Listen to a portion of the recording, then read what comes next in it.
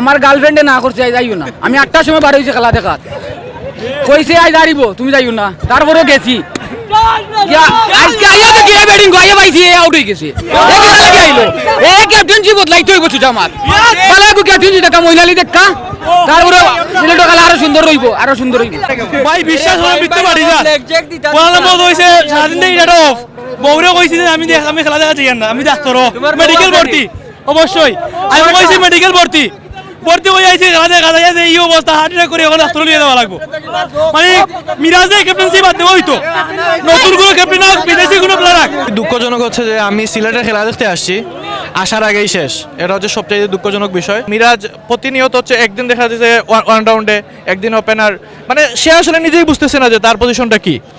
তো আমি সিলেট অথরিটিকে জানাবো যে তারা আসলে টিমে একটু স্ট্রাকচারড ওয়েতে করুক, ডেভেলপ করুক, কারণ সিলেট নিয়ে আমাদের ইমোশন আছে, আমরা খেলা দেখতে আসি, আমাদের সিলেট টিমটা প্রত্যেকবারই হচ্ছে বাজে টিম করে। ক্রিকেট 97কে ধন্যবাদ। আমাদের সিলেট টাইটান্সের উপদেষ্টা ফাইমাল চৌধুরীকে আমরা রিকোয়েস্ট করব যে উনি একটু উন্নত মানের প্লেয়ার আমাদের সিলেটকে নিয়ে আসেন, এবং আমাদের একটা কাপ খুবই স্বপ্ন, সিলেট একবারও নেয় নাই। তো মিরাজের হাত ধরে আমরা চাচ্ছিলাম যে এবার আমার স্বপ্ন পূরণ হবে।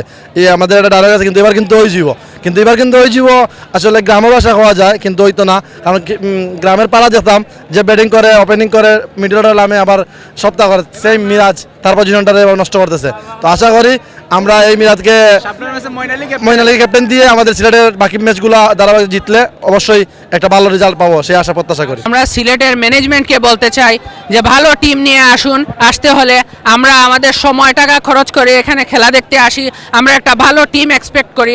খারাপ টিম নিয়ে, এইরকম এভারেজ টিম নিয়ে আসার দরকার নাই।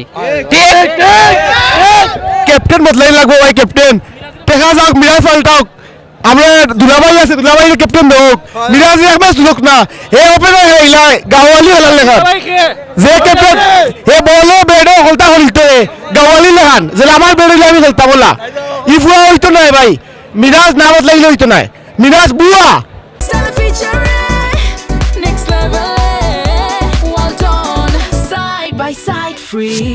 গেছে ম্যাচক মিরাজে বল উইকেট তোমার বলার আসিল সাইডটা, তো তুমি উনি হামাইয়া তো ম্যাচটা আমরা শেষ হয়ে গেছে। এই মিরাজ যদি ক্যাপ্টেন থাকে আমরা মনে করি আর ম্যাচও জিততে পারবে না। ন্যাশনাল টিমে মিরাজ কখনোই এই ওয়ান ডাউনে বা ওপেনিং খেলাইছে না, সব সময় সাথে সাথে খেলতো, কিন্তু এখানে এসে সে ব্যাটিং লাইনআপ নষ্ট করে দিয়েছে। আজকের ম্যাচটা আমার ক্যাপ্টেন্সিতে আনলো ভাই। আসলে দুঃখের না, সত্যি কথা বলে জাকির আলী এখন আর তেমন একটা ফর্মেও নাই।